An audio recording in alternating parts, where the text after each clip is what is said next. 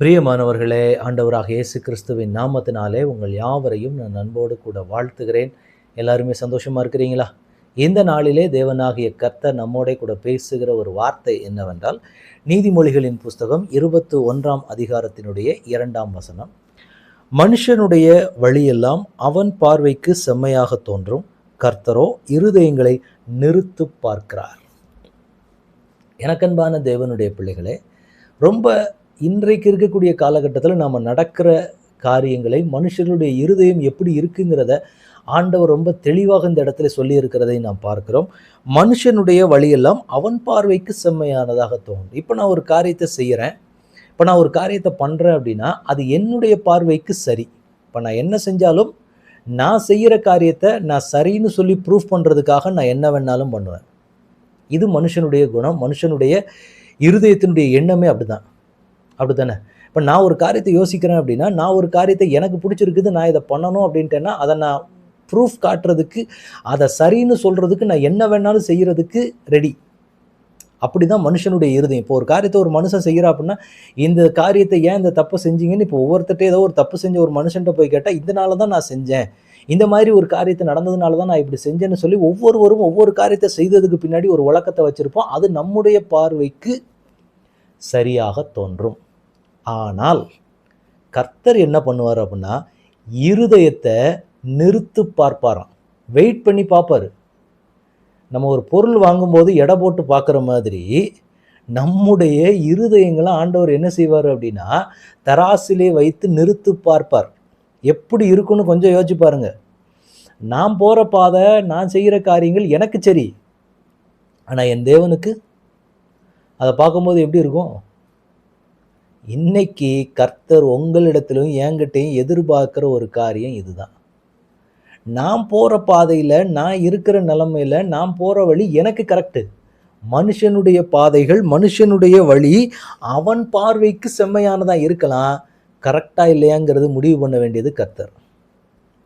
அவர் என்ன பண்ணுவார் அப்படின்னா, இருதயங்களை நிறுத்து பார்க்கிற ஒரு தராசில் வச்சு ஒரு பொருளை வெயிட் பண்ணி பார்த்தா எப்படி இருக்குமோ, அதே மாதிரி ஆண்டவர் என்ன பண்ணுவார் அப்படின்னா, என்னுடைய இருதயத்தை வெயிட் பண்ணி பார்ப்பார். எவ்வளவு சரியா இருக்குதா, இவன் செய்கிறது, இவன் நீதியும் சரியா இருக்குதா இல்லையா அப்படிங்கிறத கர்த்தர் அதை பார்க்கிற தேவன். அப்போ நம்ம எப்படி நடந்து கொள்ளணும்? என் பார்வைக்கு சரி, நான் பண்ணுறேன். இது ஒரு தேவ பிள்ளைக்குள்ளே இருக்கவே கூடாத ஒன்று. எதை செய்தாலும் என் தேவனுக்கு இது சரியா, என் தேவனுக்கு இது பிரியமா, என் தேவன் இதை அங்கீகரிப்பாரா?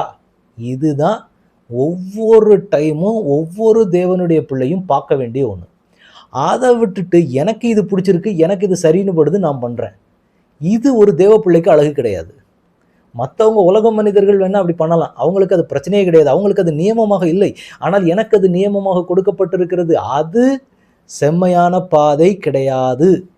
என் பார்வைக்கு அது கரெக்டு, தேவனுடைய பார்வைக்கு இப்படித்தான் ஒவ்வொரு தேவ பிள்ளையும் பார்க்கணும். ஒவ்வொரு காரியத்துக்கும் இதை நான் செய்கிறேன், என் பார்வைக்கு இது சரி, என் விருப்பத்துக்கு இது சரி.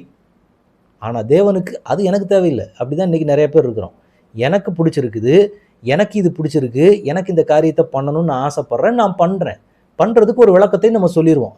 இதனால நாங்கள் இதை பண்ணுறோம், இதை செய்கிறோம், இந்த காரியங்கள் இருக்குன்னு சொல்லி நாம் சொல்லிட்டு போவோம். ஆனால் வசனம் என்ன சொல்லுகிறது அப்படின்னா, என் தேவனுக்கு இது பிரியம்தானா?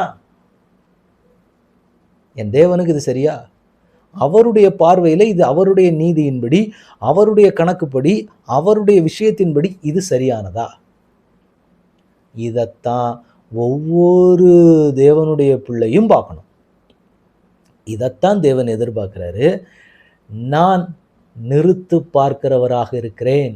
உங்களை ஆண்டவர் இருதயத்தை பார்த்துட்டு இருதயத்தை நிறுத்து பார்ப்பாராம். வசனம் சொல்லுகிறபடி கர்த்தரோ இருதயங்களை நிறுத்து பார்க்கிறார். நம்ம ஒரு பொருளை வெயிட் பண்ணி எவ்வளோ தூரத்துக்கு எவ்வளோ வெயிட் இருக்குன்னு நம்ம பார்க்குறோமோ, அதே மாதிரி ஆண்டவர் என்ன செய்வார்னா, நம்முடைய இருதயத்தை தராசில் வச்சு நிறுத்தா எப்படி இருக்குமோ அது மாதிரி நிறுத்து பார்க்கிற ஒரு தேவனாக இருக்கிறார். அப்போ நம்ம எப்படி நடந்து கொள்ளணும்? என் விருப்பத்துக்கு, என் இஷ்டப்படி, என் மனசுக்கு இது சரின்னு படுது, நான் பண்ணுறேன், இது இல்லைங்க. என் தேவன் அதை ஏற்றுக்கொள்ளுவாரா? தேவனுக்கு இது பிடிக்குமா? தேவனுக்கு இது பிடிக்காதா? தேவனை சந்தோஷப்படுத்துமா? சந்தோஷப்படுத்தாதா? இதை ஒவ்வொன்றையும் ஒவ்வொரு தேவ பிள்ளையும் ஒவ்வொரு நாளும் என்ன செய்யணும்னா கடைபிடிக்கணும்.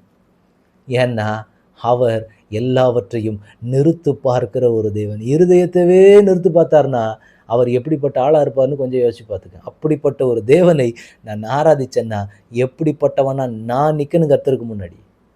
இதைத்தான் ஒவ்வொரு தேவ பிள்ளையும் புரிஞ்சுக்கணும். இதைத்தான் இன்னைக்கு ஆண்டவர் கேட்கிறாரு, எனக்கு அன்பான பிள்ளைகளே, நீங்க உங்க இருதயத்தை ஒப்பு கொடுக்குறது. எனக்கு பிடிச்ச பாதை எனக்கு தெரிஞ்சிருக்கு, எனக்கு இந்த வழி கரெக்ட், நான் போறேன். இப்படி போறோமா? இல்ல, என் தேவனுக்கு இது பிடிக்குமா?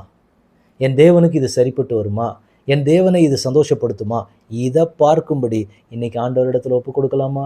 எனக்கு போன என் மனம் போன போக்குல பாதையில் நான் போகாமல், நான் ஆண்டவரிடத்தில் இதை நான் ஒப்பு கொடுக்குறேன்னு சொல்லி ஒப்பு கொடுக்குற ஒரு இருதயத்துக்குள்ள இன்றைக்கு நீங்களும் நானும் வர வேண்டும் என்பது தேவனுடைய எதிர்பார்ப்பு. ஒப்பு கொடுக்கலாமா? தகப்பனே, உம்முடைய கரத்தில் எங்களை முழுவதுமாக ஒப்பு கொடுக்குறோம். மனுஷனுடைய வழிகள் அவன் பார்வைக்கு செம்மையானதாய் தோன்றும் ஆண்டவரே. நீரோ இருதயங்களை நிறுத்து பார்க்கிற தேவன். எங்களுக்கு வேண்டிய காரியங்களை நாங்கள் செஞ்சுட்டு அதுக்கு ஒரு பெயர் கொடுத்து கொள்கிறோம் ஆண்டவரே. ஒரு விஷயம், தயவாய் அதை மன்னித்து உம்முடைய சமூகத்தில் வைத்து எந்த காரியங்களை நாங்கள் செய்தாலும் உமக்கு பிரியமானபடி நாங்கள் அதை செய்ய என் தேவன் கொடுக்க போகிற நல்ல கிருபைக்காக உமக்கு ஸ்தோத்திரம். அதற்கு விரோதமாக இருக்கிற தடைகள் இயேசுவின் நாமத்தினால மாறட்டும். அப்படியே உங்கள் அபிஷேகத்தின் கரத்துக்குள்ளாக எங்களை முழுவதுமாக நாங்கள் தாழ்த்துக்கிறோம், அர்ப்பணிக்கிறோம், ஒப்பு கொடுக்கிறோம் தகப்பனே. எல்லா தடைகளும் இயேசுவின் நாமத்தினால மாறட்டும். இப்பொழுதே ஒரு விடுதலை எங்களுக்கு உண்டாகும்படி உம்முடைய கரத்திற்குள்ளாக எங்களை நாங்கள் ஒப்பு கொடுக்கிறோம் தகப்பனே. இயேசுவின் வல்லமையுள்ள கரத்துக்குள்ளாக ஒப்பு கொடுக்கிறோம். இனி உம்மை நோக்கி பார்த்து உமக்கு பிரியமானதை செய்ய எங்களுக்கு கற்றுக் கொடுக்கும்படி உம்முடைய கரத்தில் ஒப்பு கொடுக்கிறோம். ஆளுகை செய்யுங்க, வழி நடத்துங்க. இயேசு கிறிஸ்துவின் நாமத்தில் ஜெபம் கேளும் எங்கள் நல்ல பிதாவே. ஆமேன், ஆமேன், ஆமேன். God bless you.